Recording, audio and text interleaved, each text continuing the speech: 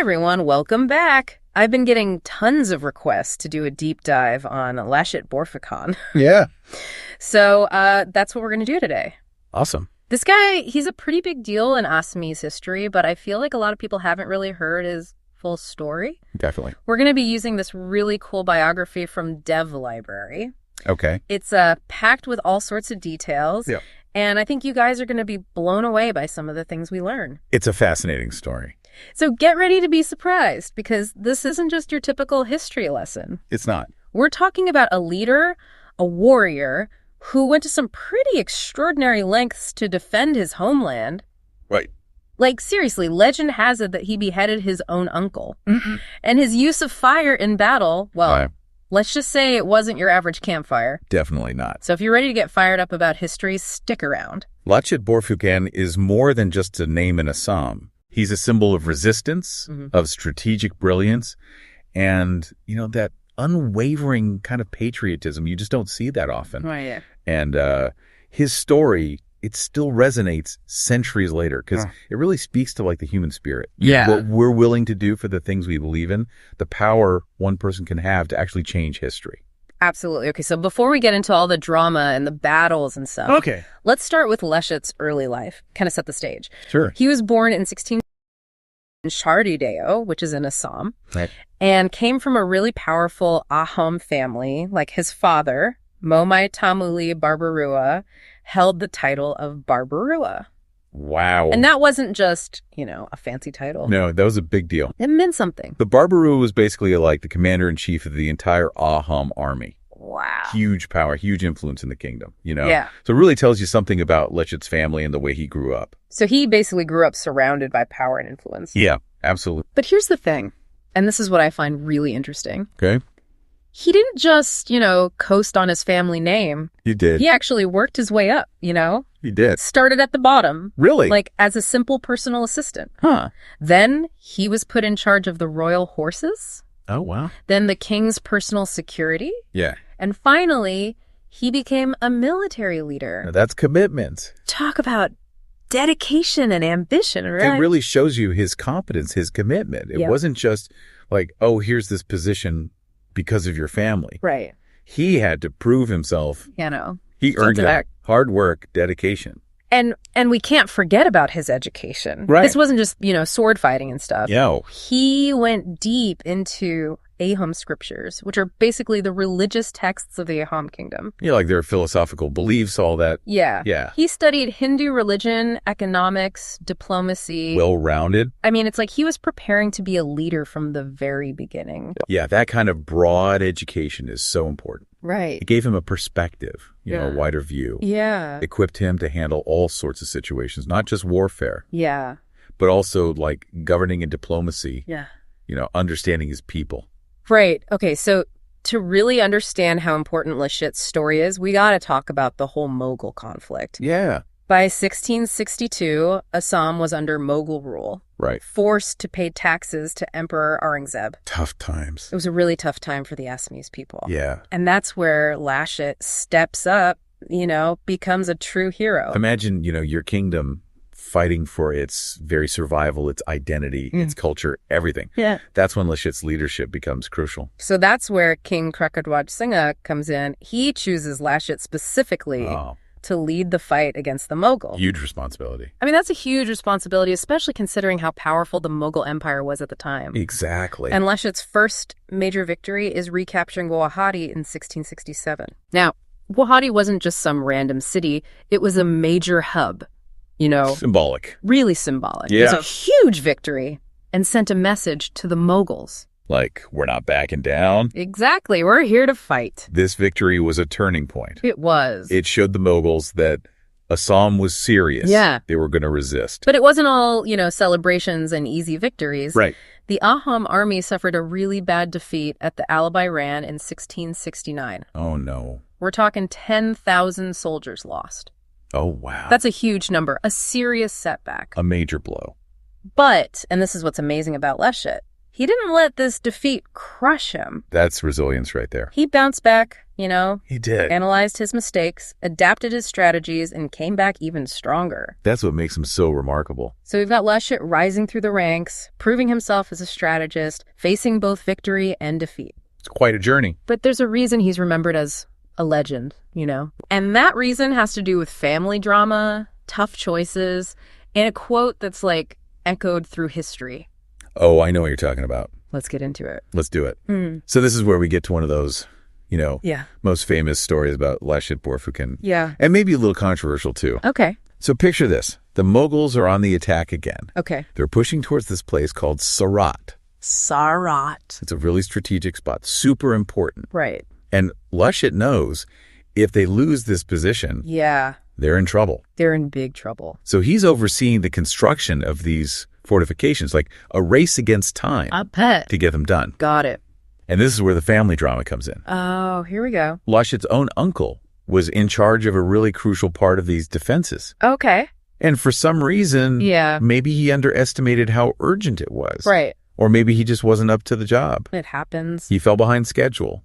And Lachit, this guy's all about dedication, no compromises. Right. He took some pretty drastic action. Drastic. How? So there are actually a couple different versions of the story. Okay. Some say it was definitely his uncle. Yeah. Others say it was the lead engineer, the guy in charge of that part of the defenses. Right. But whoever it was, the message was clear. And what was that message? Basically, no slacking allowed. Even if you're family. Especially if you're family. Wow. He supposedly said, and this is the famous quote, Yeah. "My uncle is not bigger than the country." Wow. And then ordered the execution. He had him executed. Yeah. Talk about putting your money where your mouth is. That's intense. Right. Yeah. No messing around. That line has become like a symbol of Lachit's commitment. Right. He was putting Assam above everything else. Family, personal ties. Everything. Wow. It really makes you think about the choices leaders have to make sometimes. Yeah. The weight of responsibility. Yeah, the tough calls. The sacrifices, that come with leadership in times of crisis. Definitely. Okay, so let's talk about the big one. The big showdown.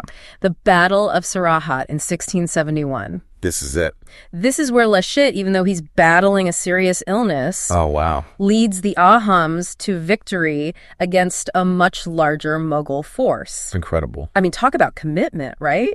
He was not giving up. What's fascinating to me is that he didn't just rely on brute force. There- He was a brilliant strategist. He was ahead of his time. Using what they call guerrilla warfare. Exactly. That sounds pretty intense for the 17th century. It was innovative. So what did that look like, guerrilla warfare in Assam back then? Well, you got to think about the terrain around Saraighat. Okay. Dense jungles, winding rivers, lots of hills.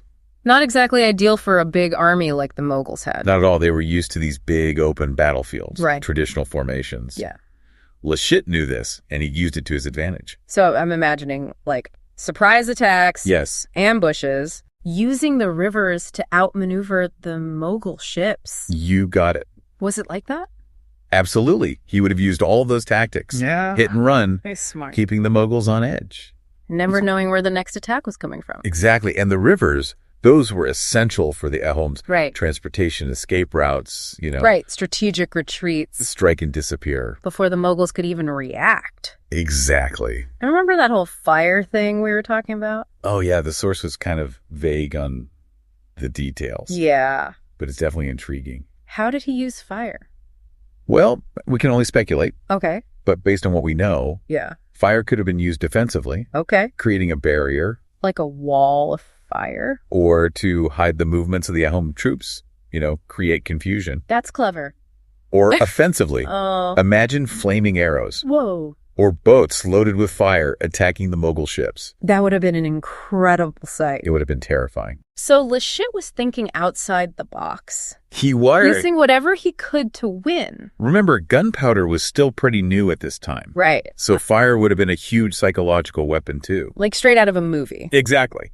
So after this amazing victory at Saraighat, what happened to Lachit? Well, sadly, Yeah. he died the next year in 1672, Oh, wow. just a year after his greatest triumph. He didn't get to enjoy it for very long. No, but his legacy, Yeah. his legacy lived on. And speaking of legacy, Right.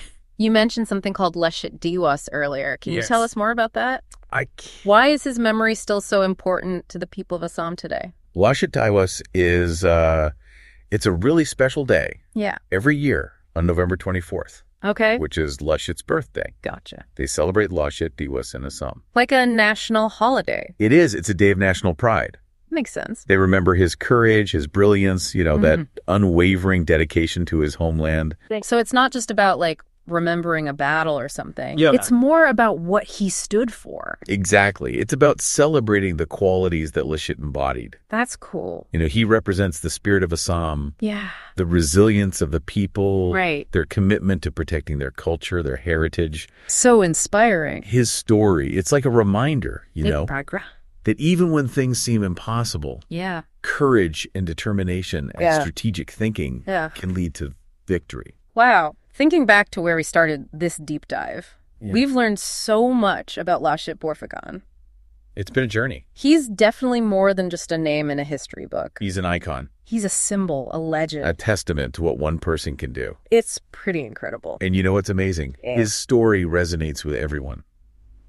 Yeah, I can see that. You don't have to be like a military expert or a history buff to appreciate what he did. To appreciate his dedication, his courage.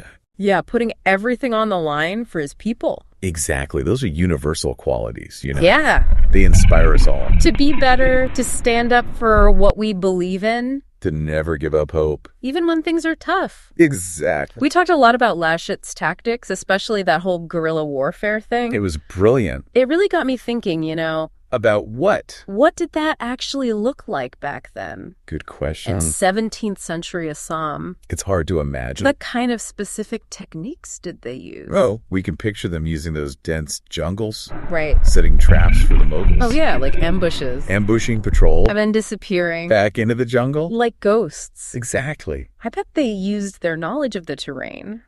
They must have. Maybe even worked with local tribes. Could be. Who knew the jungle paths and all the secret waterways? It's like a puzzle. It is a historical puzzle. Waiting to be solved. I know what I'm doing this weekend. What's that? More research on Lachit Borphukon.